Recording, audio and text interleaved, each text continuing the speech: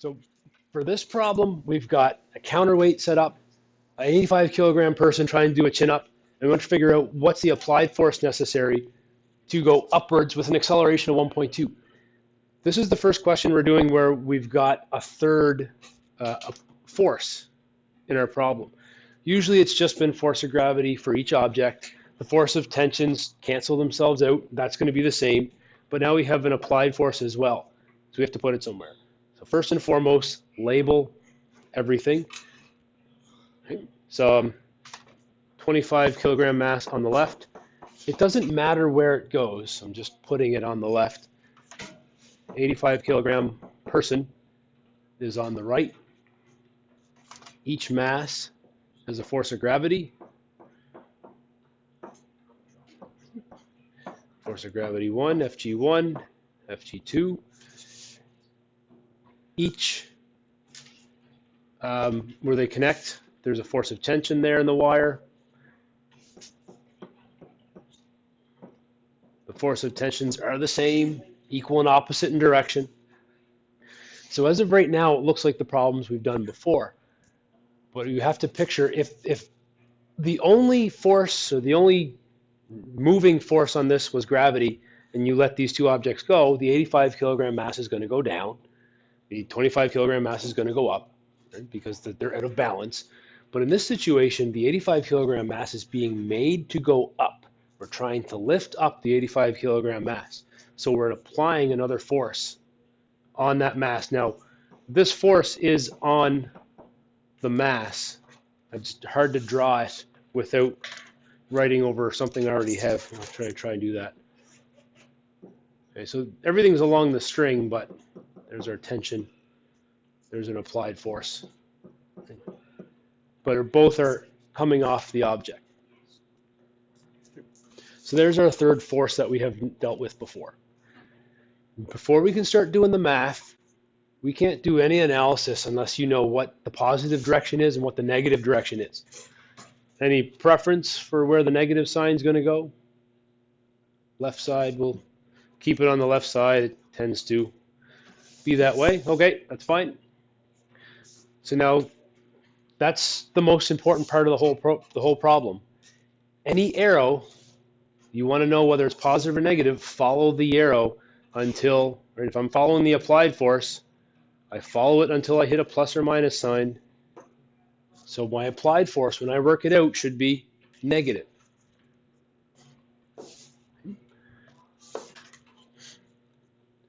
All right. It starts the same way. I want to add up all of my forces. It's going to equal all those masses that are there. Okay, so all the masses that are going to move, all of the masses that are connected together, times the acceleration. Nothing has changed that way. So all of the forces, Fg1, Fg2. Now I'm not going to write tension down. They're equal and opposite. They're going to cancel off when I add all of them together, just to save some space. But then there's Fa here. Sum of the masses times the acceleration. So there's an extra mass or an extra force in there. You just write it in. You add it in.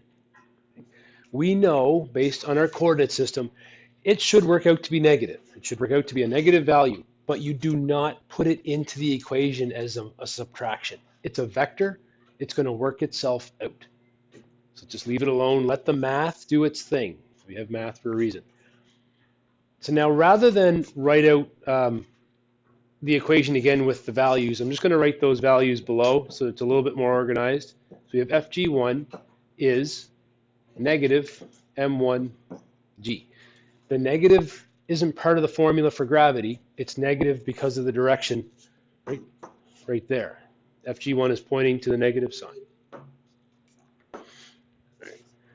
So that's going to be negative 25 times 9.81. So that's going to be negative 245. So that's the force of gravity of the 25 kilogram counterweight.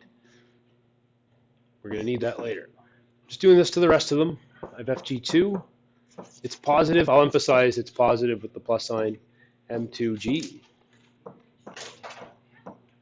85 times 9.81.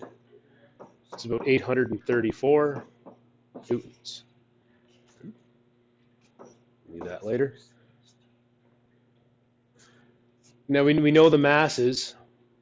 I'll write them down. We already have them written down. The force of tension we're not going to worry about. The acceleration. The acceleration is given in the problem as 1.2. But that's the magnitude of the acceleration. Now that we've set up our coordinate system, is that acceleration going to be positive or negative 1.2? So negative is right. The 85 kilogram object is what's moving. It is moving upward. It is accelerating upward. So if you labeled the acceleration vector, it's right there. Right? It's also acting up. It's acting off of the 85 kilogram mass. It's not, in the wire. It's the mass itself. It follows the string around. It's going to be negative. So you need to put it in as negative. If you switch the position of the plus and minus signs, it'll be positive. For now, it's negative. Right, so now we're ready to fill it into the equation. I'm just going to write the equation down again so we have it. G1 plus FG2, the applied force, M1 plus M2, acceleration. Let's fill it in. So negative 245 is that first mass. There's force of gravity on the first mass, negative direction. Other mass is 834. So if there was no counterweight, this person would have to apply 834 newtons just to barely lift himself off the ground. Right? If you want to lift something up, you have to counteract gravity with an equal or technically maybe slightly greater force. So if your book is 10 newtons and you pull up with 5, your book doesn't move. If your book is 10 newtons and you pull up with 11, it's going to start to accelerate a little bit. So if there's no counterweight, they'd have to do the full 834. But not only are they moving up, but they're accelerating upwards as well. So more force applied is going to be necessary. So add the two masses up. Another reminder that mass is a scalar. It is never negative. Okay? It's an easy mistake to make to put in negative 25. Masses are always a positive value of what it is you're made up of, right? How much matter. The rest of this now is careful with your math. So if you get this far, your physics is done. You've set up your physics, right? You've got your vectors done in the right direction. You got your equation set up. The rest is just careful with your math. So 834 minus 245. So on the left, we've got 589 plus the applied force. This person is going to give 110 times negative 1.2. The applied force is going to be 132 negative, right? One negative 1.2 times 110, 132 negative. Subtract from that 589. Applied force, negative, which is what we wanted, 721 newtons. Coincidentally, the room number. I thought that was pretty cool. I am easily amused. Right.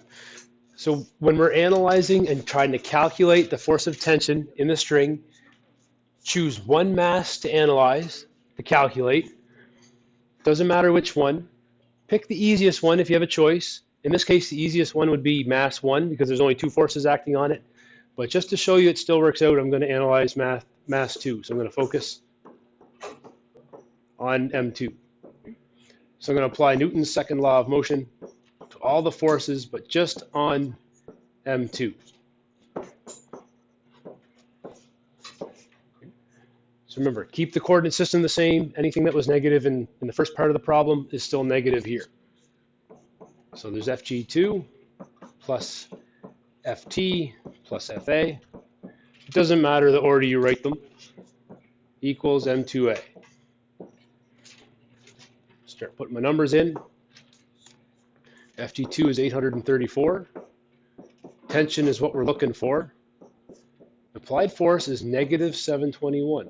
Okay, don't forget the negative. It is in the negative direction. Otherwise, this isn't going to work. Mass is 85. Acceleration is still negative 1.2. You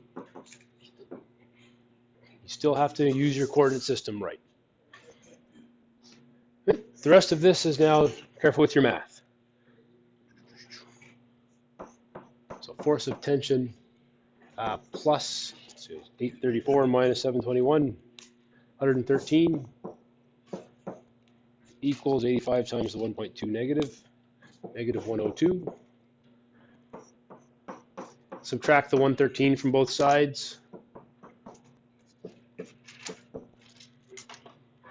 Negative 215 newtons.